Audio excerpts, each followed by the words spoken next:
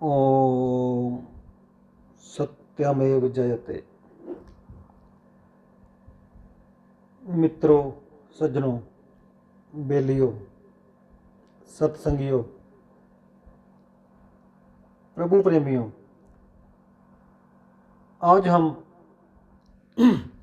बात करेंगे कि कैसे परमात्मा ने हमें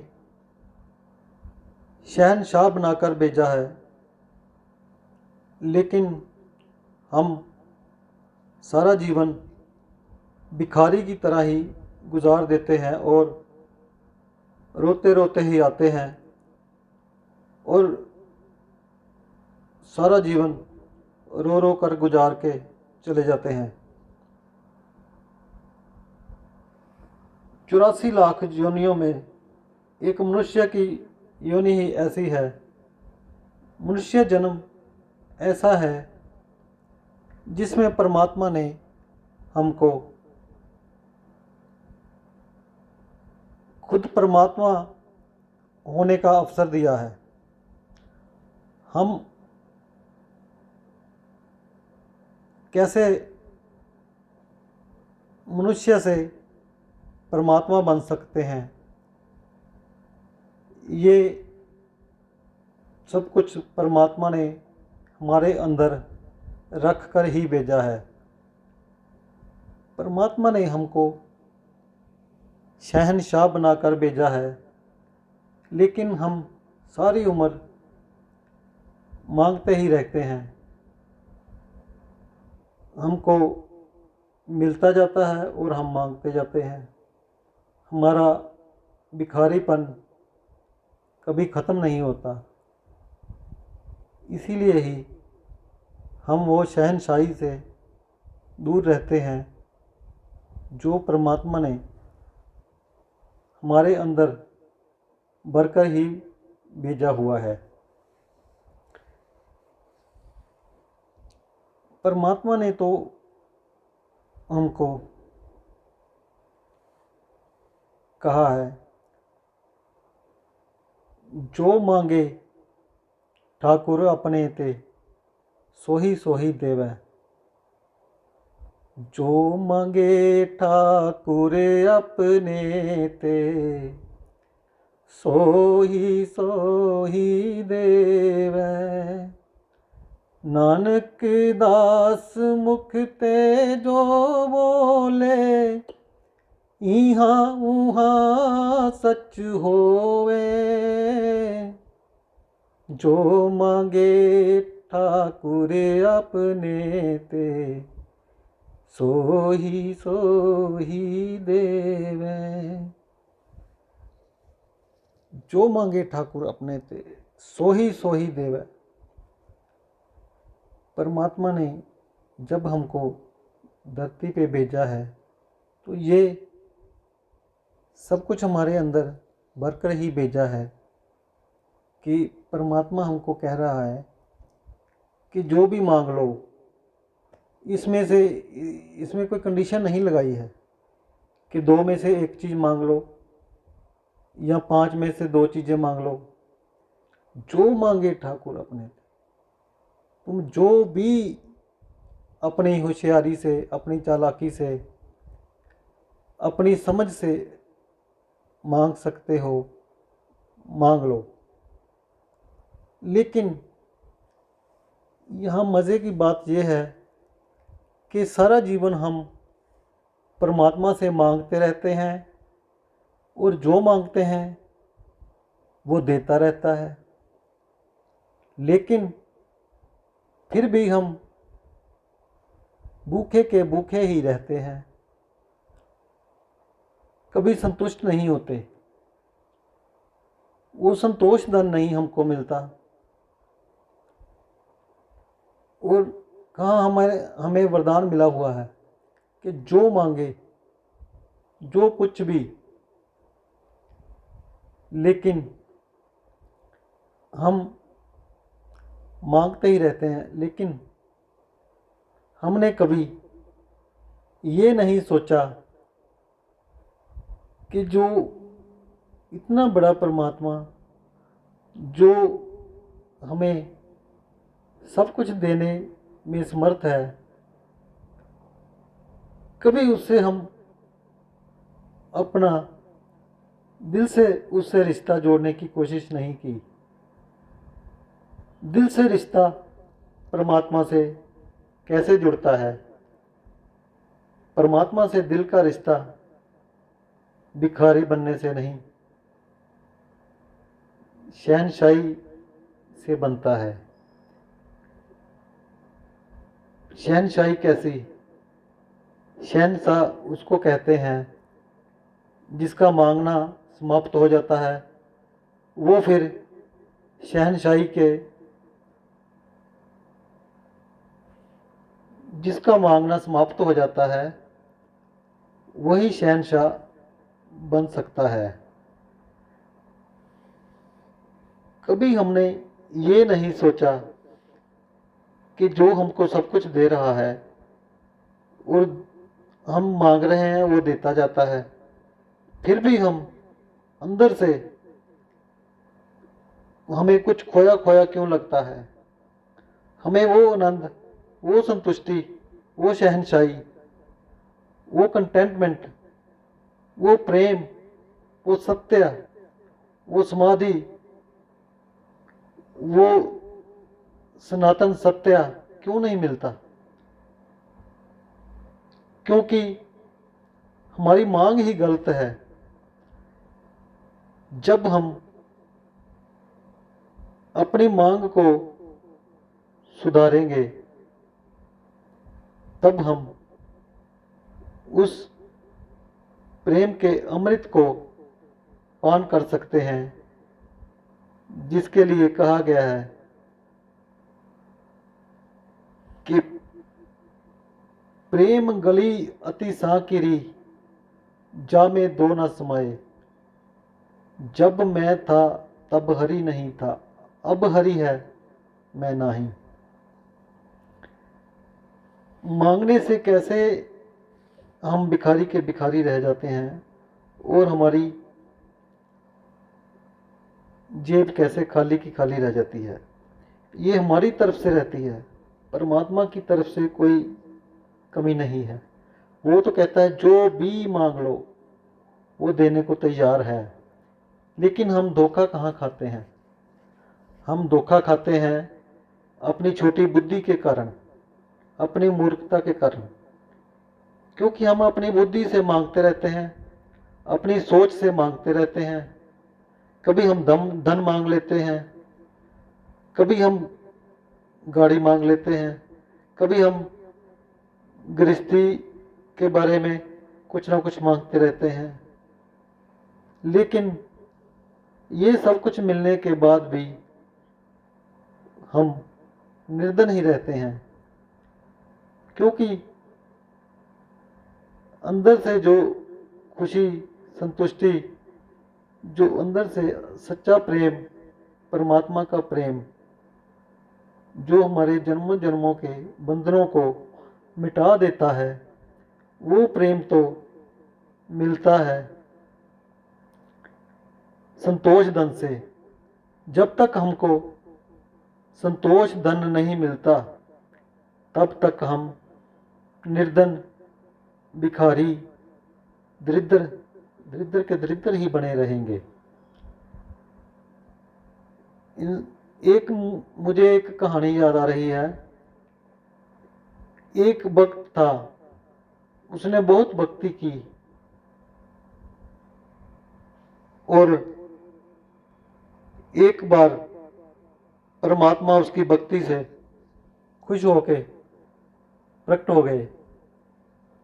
परमात्मा ने कहा, मैं तुम्हारी भक्ति से प्रसन्न हूं, मांगो क्या मांगते हो। उस भक्त ने भक्ति बहुत की थी और इतनी भक्ति करने के बाद एक छोटी सी भूल, वो मांगने की भूल कर बैठा। उसने अपनी तरफ से तो बहुत ही बड़ी चीज मांग ली थी, लेकिन हम अपनी बुद्धि से, हम अपनी सूझ से, अपनी सोच से, अपनी समझ से अपनी छोटी अकल से जो भी मांग लें वो हमको सुख नहीं दे सकता। जब भी हमको सुख मिलेगा तो वो सुख मिलेगा समर्पण से, परमात्मा के प्रेम से, संतोष धन से। और हम सारी उम्र मांगते हैं दुनियावी वस्तुएं, माया की वस्तुएं। माया से वो सुख नहीं मिलता जिससे हमारा जन्म मरण का बंधन छूट सके। जितना भी मांग लें अंत में हमको रोना ही पड़ता है। और वो वक्त अपनी तरफ से बहुत ही होशियारी से उसने कहा कि मुझको एक ऐसा कुछ दे दो जिससे मैं जो मांगूं मुझको वही मिल जाए। परमात्मा ने कहा, परमात्मा तो परमात्मा है, उसके तो घर किसी चीज की भी कमी नहीं। उसने तो पहले ही कह रखा है कि जो मांगे ठाकुर अपने ते सो ही देवे। उसने भक्त को एक शंख दिया और वो शंख देकर परमात्मा ने कहा कि इसको ले जाओ, इसकी पूजा करके सुबह स्नान करके बैठ जाना, जो इससे मांगोगे तुमको वही तुम्हारे आगे प्रकट हो जाएगा। तो वो गया, अगले दिन घर जाके स्नान करके बैठ गया। वो शंख जो परमात्मा ने दिया था उसको कहने लगा कि मुझको 1,00,000 रुपया चाहिए। उसके आगे 1,00,000 प्रकट हो गया। फिर दूसरे दिन स्नान करके बैठ गया, उस शंख के आगे कहने लगा मुझको 5,00,000 चाहिए। उसके आगे 5,00,000 प्रकट हो गया। तीसरा दिन हुआ तो उसके घर एक साधु, कोई साधु उसके घर ठहरा। तो साधु भी ऐसा ही था, कोई सच्चा साधु नहीं था। उसके घर रात ठहरा और जब तीसरे दिन उस साधु ने देखा, तीसरे दिन फिर यह स्नान करके उस शंख से मांग रहा है और जो मांग रहा है वही मिल रहा है। उस साधु ने देखा कि ये शंख है जो जो मांगता है ये वही प्रकट कर देता है। उस साधु के मन में लालसा आई, कैसे अब इससे इस शंख को मैं प्राप्त कर सकता हूं। वो उसके बाद सारा दिन सारी रात वो यही सोचता रहा साधु कि कैसे इससे ये शंख को मैं हासिल करूं। उसने तरकीब लगाई। उसने उस भक्त को कहा कि जो तू शंख लेकर आया है ये तुमको जो मांगता है वही देता है, लेकिन मेरे पास भी एक शंख है। वो शंख ऐसा है कि जो मांगो उससे डबल देता है, उससे दुगना देता है। तुम जो मांगोगे उससे 2 गुना देगा। मैं तो साधु हूं, मेरे को तो सिंगल से भी चलेगा। ये शंख आज मैं तुम पर खुश हूं और मैं तुमको खुश होकर के ये शंख दे देता हूं और तू मुझको सिंगल वाला शंख दे दे, मेरा उससे भी चल जाएगा, क्योंकि मैं तो साधु हूं, मेरे को 2 गुना की जरूरत नहीं, मेरे को 1 से भी चल जाएगा। ऐसे करके वो ढोंगी साधु ने उस भगत से वो शंख हासिल कर लिया और वो साधु अगले दिन ही वहाँ से निकल गया। और उसके अगले दिन जब वो भक्त स्नान करके बैठा और उसने कहा कि मुझे 10 लाख रुपए चाहिए, वो शंख कहने लगा, शंख के आगे से आवाज आई, 10 लाख क्या, मैं तुझको 20 लाख दूंगा। फिर उसने कहा चलो 20 लाख दे दो। फिर शंख के आगे से आवाज आई कि 20 क्या, मैं तुमको 40 लाख दूंगा। जब एक दो बार ऐसा हुआ तो उस भक्त को शंका होने लगी। वो भक्त ने कहा कि जो मेरा शंख था वो तो उसी वक्त प्रकट कर देता था, तुम 2 गुना की बात करते हो, देते कुछ है ही नहीं। तो वो शंख से आवाज आई कि मैं 2 गुना करता जाऊंगा, तुम जितना बोलोगे मैं 2 गुना करता जाऊंगा, लेकिन तुम्हारे आगे प्रकट कभी नहीं होगा। वो कहने लगा ये मायावी शंख है बेटा, इसको ही तो माया कहते हैं। भक्त ने अपना सिर ठोक लिया और उसको पता चल गया कि वो साधु मेरे को ठग कर ले गया है। मित्रों, जो भगवान से मांगने जाता है भगवान तो वो दे देते हैं। भगवान ने तो उसको वो शंख दे दिया कि जो भी मांगेगा वही मिलेगा, लेकिन वो शंख पाकर भी वो भक्त इतनी जिंदगी में, इतना जीवन में भक्ति करके भी सारी भक्ति के बदले में एक शंख लेकर के वो शंख भी उससे छीना गया, लूटा गया। वो शंख भी उसको कुछ दे ना सका। इसका मतलब है, इसका भाव अर्थ क्या है? इसका भाव अर्थ यही है कि हम जितनी भी होशियारी से, जितनी मर्जी चालाकी से, हम अपनी जितनी मर्जी बुद्धि लगा लें,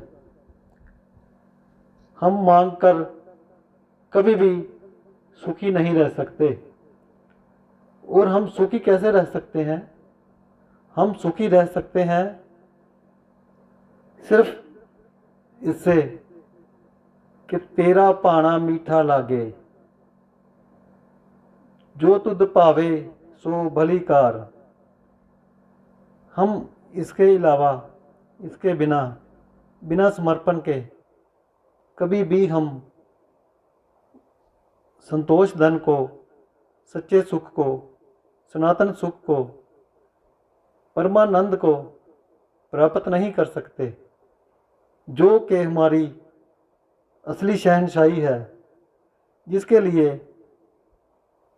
हमें ये जीवन मिला है। 84 लाख योनियों के बाद मनुष्य का जीवन हमको सिर्फ परमात्मा को मिलने के लिए ही मिला है। जब तक ये बात हमको समझ में नहीं आएगी तब तक हम कुछ ना कुछ मांगते रहेंगे, वो देता रहेगा। हम मांगते रहेंगे, वो देता रहेगा। हम मांग कर थक जाएंगे, देता देता कभी नहीं थकता। लेकिन हम भिखारी के भिखारी ही बने रहते हैं और अंत में रोकर ही अपने जीवन का त्याग कर देते हैं और हमारे हाथ कुछ नहीं लगता, क्योंकि संतोष धन के लिए ही हमारा जीवन हमें मिला है। जब तक हमें वो संतोष धन नहीं मिलेगा तब तक हम भूखे के भूखे ही रहेंगे। गौधन गजधन बाजधन और रतन धन खान, जब आवे संतोष धन सब धन धूल ही समान। उस संतोष के आगे, उस संतोष धन के आगे सभी धन धूलि के, मिट्टी के समान हो जाते हैं। और जिसको वो संतोष धन मिलता है वो फिर कह उठता है कि वो हमसे दूर थे, न मैं उनसे दूर था, आता न था नज़र तो नज़र का कसूर था। प्यारे सज्जनों, भक्तों, सत्संगियों, प्रभु प्रेमियों, बस यही जीवन का सच है। यही जीवन का सत्य है कि हमको मांगने वाली आदत को छोड़ना होगा और प्रभु के पाने में रहने की आदत डालनी होगी।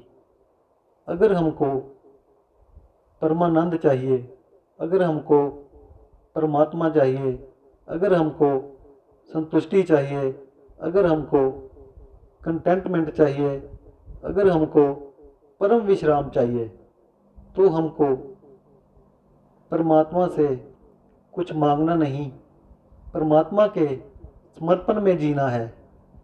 परमात्मा के समर्पण में ही सब कुछ मिल जाएगा। हम अपनी बुद्धि से जो नहीं मांग सकते वो भी मिल जाएगा।